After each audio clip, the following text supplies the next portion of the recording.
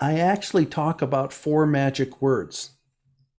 And the magic words that I found in my career, both for me to ask as a consultant, because that listening counts for me too. If I come in with an answer and I try and force it on the organization, I'm no better than the leaders that I may be trying to help.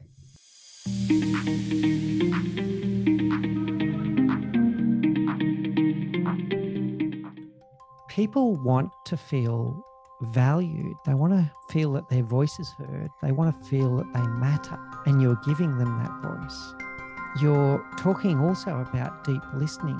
So, talking about having that conversation about vision, purpose, values, and beliefs. And yeah, stating some things up front, but then zipping it and listening and deeply listening with an open mind about new ideas, listening with an open heart to hear about the emotion of the way people feel about the business and the direction of the business, and listening with an open will, which means to imagine new possibilities, not just the ones that you've thought of yourself. Right.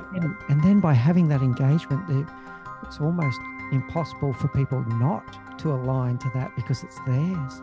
You know, Mick, one of the things that I know and I've seen in this process is that the listening, like you said, it's different. So that in the book, I actually talk about four magic words. And the magic words that I found in my career, both for me to ask as a consultant, because that listening counts for me too. If I come in with an answer and I try and force it on the organization, I'm no better than the leaders that I may be trying to help. Right? One of the levers is called design it yourself, so that the organization has the opportunity to create their own change effort. So the four magic words are, could you say more? And the reason that those are magic, I believe, is because they act as an invitation to people to contribute. You're coming forward and you're saying, could you say more? And more is always different. So it could be in a one-on-one conversation with my manager, and the manager saying, could I say more? Well, it could be about a specific project, an idea, and something that I'm working on. If we say, could you say more, and you're in a large group meeting and your CEO is up front asking that question, what they're saying to somebody at a table group is, no, wait, before I answer this question, I don't want to make an assumption that I know what you're talking about. I want to understand what it is, so that you're my customer right now. I want to satisfy your need and curiosity. So could you say more gets used in that act and in that situation too.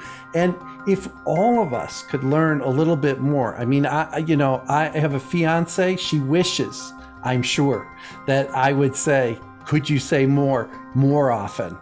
And that at the end of the day, better understanding each other is both the person speaking and being clear, and the person who's listening, inviting even more than that first round, even more than that level of surface of, here's my answer. And it's like, no, wait, I want to understand more deeply where that answer comes from. It's the kind of conversation that you and I are having right now. We could be satisfied with the first answer, but you're not, and I'm willing, but you're asking me in want of better words, could you say more? And those are the same ones that I write up in the book, and I say, good Lord, if more of us use that in our vocabulary on a daily basis, how much better our organizations would operate. And for those that haven't tried it at home, this technique, tell me more, could you say more, the expansion of the mind that happens, the things that come after those conversations are usually the most enriching ones, in terms of clarity, understanding, but a really key one, significance.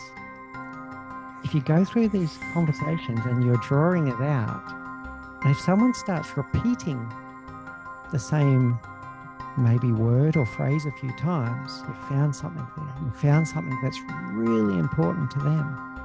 And come back to what's in it for me, you might have discovered something that if you just took Absolutely, you might not have found. Yeah.